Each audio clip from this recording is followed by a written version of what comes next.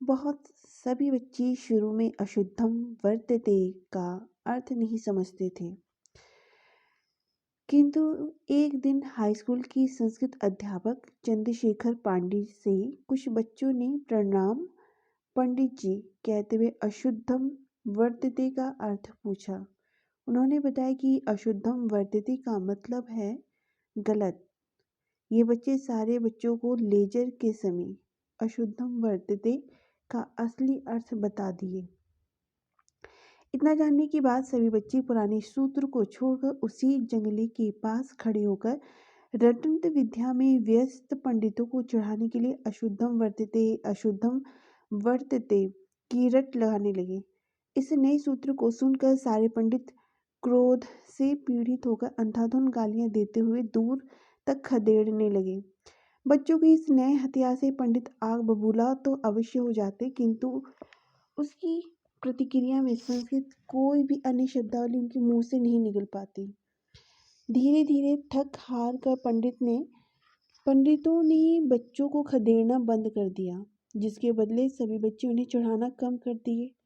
सच मानिए तो पंडितों द्वारा क्रोधित होकर गालियां देते हुए खदेड़ने से बच्चों का काफी मनोरंजन होता था, किंतु जब खदेड़ना बंद हो गया तो बच्चे भी उदास होकर चुप रहने लगे। संस्कृत पाठशाला के सामने एक छोटा सा पीपल का पेड़ था। जाड़े के दिनों में सारे पंडित उसी पेड़ के इर्द गिर्द बैठकर अपनी पढ़ाई करते थे। लेजर के समय जब प्राइमरी स्कूल वाले कुछ बच्चे उनके सामने से चुपचाप गुजर जाते, तो ये पंडित स्वयं बच्चों द्वारा चढ़ाने वाली पहली शब्दावली अगड़म बगड़म स्वाहा आपस में दोहराते हुए खूब ठहाका लगाते। वास्तव में वह संस्कृत पाठशाला प्राइमरी स्कूल के चौथी और पांचवी कक्षा के बच्चों के लिए एक विचित्र मनोरंजन का केंद्र थी। पाठशाला में छुट्टियां बहुत रहती थीं, क्योंकि हिंदू पंचांग के अनुसार अनेक व्रत वाले दिन होते थे। अतः जिस दिन पंडित नहीं आते उस दिन संस्कृत पाठशाला सूनी सूनी लगती और प्राइमरी वाले बच्चे उस सूनेपन से काफ़ी निराश हो जाते, क्योंकि उनकी चढ़ाने वाली सामग्री का उपयोग नहीं हो पाता था। हम जब तक उस प्राइमरी स्कूल में पढ़ते रहे तब तक हमारे और संस्कृत पाठशाला के पंडितों के बीच ये रोचक आंख मिचौनी जारी रही। आज भी वे गाय की पूंछ के बराबर चुड़कीधारी पंडित मुझे बहुत याद आते हैं और मन करता है कि यदि वे पुनः मिल जाएं तो मैं अगड़म बगड़म स्वाहा दोहराऊं, जिसके बदले गालियां सुनते हुए दूर तक खदेड़ा जाऊं। चौथी पांचवी कक्षा में जाते जाते बहुत कुछ सीख चुका था, इसलिए बहुत मन लगने लगा था पढ़ाई में। गणित में मुझे हमेशा 100% अंक मिलते थे। दोनों कक्षाओं की शाम के समय अंतिम घंटा मेंटल का होता था, जिसके तहत गणित के जवानी प्रश्न पूछे जाते। सोचने के लिए मुश्किल से 1 मिनट का समय दिया जाता। जवाब ना दे पाने के वाले छात्रों को खड़ा करना और खड़ा रहना पड़ता था। फिर अध्यापक पूरी कक्षा से कहते जो उत्तर देना चाहता है वे तुरंत बताए, मैं हमेशा सबसे पहले बता देता हूँ। इसके बाद अध्यापक मुझे आदेश देते कि जिन छात्रों ने उत्तर नहीं दिया उन्हें मैं एक एक झापड़ या मुक्का मारूं। मैं अक्सर रोज ही ऐसी प्रक्रिया से अनेक छात्रों की पिटाई कर देता, जिसके कारण छात्र खास करके स्वर्ण जाति ऊंची जाति वाले मुझसे घृणा करने लगे थे, जिसका प्रमुख कारण था मेरा अछूत होना, ऊपर से चेचक वाला चेहरा, एक आंख वाला खराब कहने वाले, और लेजर के दौरान मुझे इंगित करके बाजार के सामान बेचने वालों की बोली में नकल करते। ले अमरूद ले एक आना, ए अमरूद ले काना, यानी कि एक आना का बिगड़ा रूप हुआ एक आना। ऐसा सुनकर मुझे बहुत बुरा लगता, किंतु कुछ बोल ही नहीं पाता, जिसकी खास वजह थी मेरे घर का वातावरण, जिसमें मुझे इस तरह की शब्दावली से अक्सर जूझना पड़ता था। किंतु मैं स्कूल में इससे निपटने का एक उपाय ढूंढ लिया था। जो छात्र वैसा कहकर मुझे चिढ़ाते थे उन्हें मेंटल के दौरान अध्यापक द्वारा झापड़ मारे जाने के लिए कहने पर मैं बहुत जोर से मारता था, जिससे वे तिलमिलाकर रह जाते, किंतु वे अध्यापकों की डर से कुछ नहीं कह पाते। बाद में कई छात्र मेंटल वाला घंटा आने से पहले मुझसे गिड़गिड़ाते हुए कहते, आज जोर से मत मरिया। मेरा यह हथियार बड़ा काम सिद्ध हुआ और धीरे धीरे सामान बेचने वाली बोली बंद हो गई। चौथी कक्षा के बाद मुंशी जी से छुटकारा मिल गया था, क्योंकि पांचवी कक्षा हमेशा हेडमास्टर परशुराम सिंह पढ़ाते थे। हेडमास्टर साहब प्राय सवर्ण छात्रों से कहते, ठीक से सवाल पढ़ी के ना आइबा तो यह चमड़े से रोज पिटाइब। यह सुनकर मैं बहुत खुश होता। मुझे गहन अध्ययन की बहुत प्रेरणा मिलती।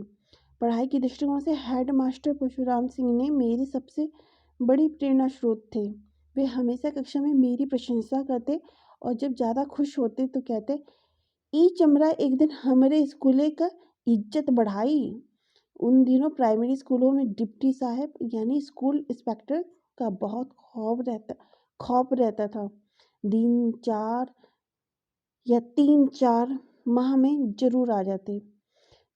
एक बार जिला केंद्र में से कोई ना कोई एक डिप्टी साहब अवश्य स्कूल का दौरा करने आ जाते। नियमित रूप से वे पता लगाते कि स्कूलों में पढ़ाई लिखाई ठीक से चल रही है या नहीं। एक बार डिप्टी साहब आने की तारीख निर्धारित कर दी। स्कूल के अध्यापकों के बीच बड़ा हड़कंप मच गया, जिसका कारण था कि डिप्टी साहब चमार थे। हड़कंप इस सवाल पर सबसे ज़्यादा मचा हुआ था कि खाने तो रोज की तरह अध्यापकों को चौके में बनेगा, किंतु थाली में कैसे खिलाएंगे।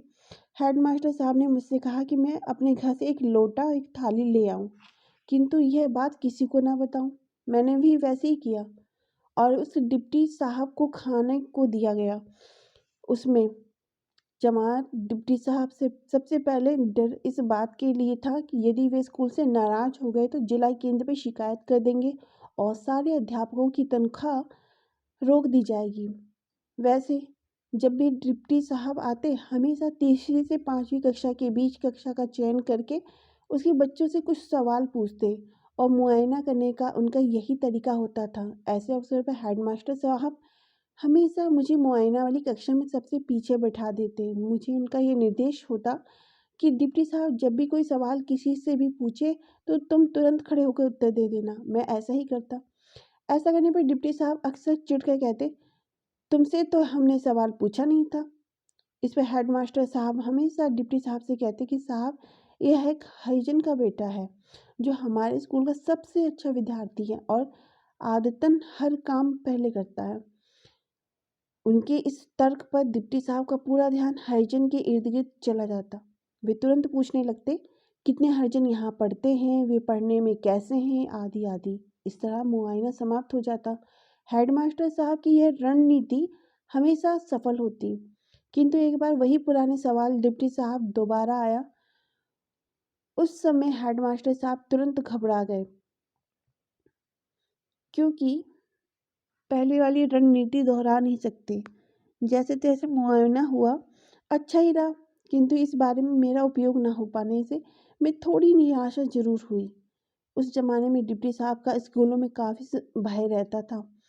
एक बार मैं चौथी कक्षा में पढ़ रहा था। सन 1958 की बात है। स्कूल के बाहर टूटी दीवारों वाला बिना छत का खंडर था, जिसमें हमें बिठाकर मुंशी जी पढ़ा रहे थे। इस खंडर का फर्श समतल था। मुंशी जी आदतन हमेशा हुक्का पीते रहते। बच्चों से आग जलवाकर तंबूख वाली सी बड़ी चिलम भरवाते। उस खंडर के बगल में कई बीघा खेतों में बड़ी बड़ी अरहर की फसल खड़ी थी। हुक्का पीते पीते मुंशी जी ने अचानक देखा कि 1 बीघा दूरी पर एक आदमी धोती कुर्ता पहने, सिर पर हैट लगाए यानी टोपी पहने स्कूल की तरफ आ रहा है। मुंशी जी ने हैटधारी होने का मतलब निकाला कि डिप्टी साहब बिना सूचना दिए स्कूल का मुआयना करने आ रहे हैं। अरे, क्योंकि उस समय डिप्टी साहब लोग हमेशा हैट पहनकर आते। वास्तव में हैट अफसर होने पर होने वाला सबसे बड़ा प्रतीक है क्योंकि कुछ भी वर्ष पूर्व हैटधारी अंग्रेज भारत छोड़कर वापस इंग्लैंड गए थे, किंतु अपनी विरासत पढ़े लिखे भारतीयों के लिए बरकरार रखी थी। वह उसे धोती कुर्ता वाले हैटधारी को मुंशी जी ने डिप्टी साहब समझकर डर के मारे आग जलती हुई चिलम समेत हुक्के को अरहर की खड़ी फसलों में के बीच फेंक दिया। उस खेत में अरहर की सूखी पत्तियां बड़ी मात्रा में गहनता के साथ फैली हुई थी। उसी कुछ ही पलों में चिलम की आग सूखी पत्तियों से जलने लगी। लपटें बड़ी तेज होने लगी। कुछ पल तक समझ में नहीं आया क्या किया जाए। उधर डिप्टी साहब के डर से जोर जोर से बोलकर मुंशी जी किताब पढ़ाने लगे। इसी बीच हैटधारी व्यक्ति स्कूल के पास से गुजरने वाली पगडंडी से होता हुआ आगे निकल गया। मुंशी जी ने सारे बच्चों को अपनी अपनी पट्टी से आग बुझाने के लिए दौड़ा दिया। जैसे तैसे पीट पीट कर ढेर सारे बच्चों ने आग बुझाई। गनीमत यह थी कि अरहर के डंठल अभी कच्चे थे, इसलिए आग नहीं लग पाई, वरना कई बीघा की फसलें जलकर राख हो चुकी होती। मुंशी जी समेत पूरे स्कूल ने राहत की सांस ली। इस बात पे बीच में मुंशी जी धड़कते हुए दिल के साथ बोल पड़े, सरवा डरवाए देहले। बाद में पता चला कि वे स्कूल के पास वाले टिडवा गांव के तेजई सिंह नामक जमींदार थे, जो सिर्फ 5वीं तक पढ़े थे, किंतु हैट लगाकर हमेशा साहबी रोब झाड़ा करते थे। उस दिन मुंशी जी को हेडमास्टर साहब ने बहुत धिक्कारा था।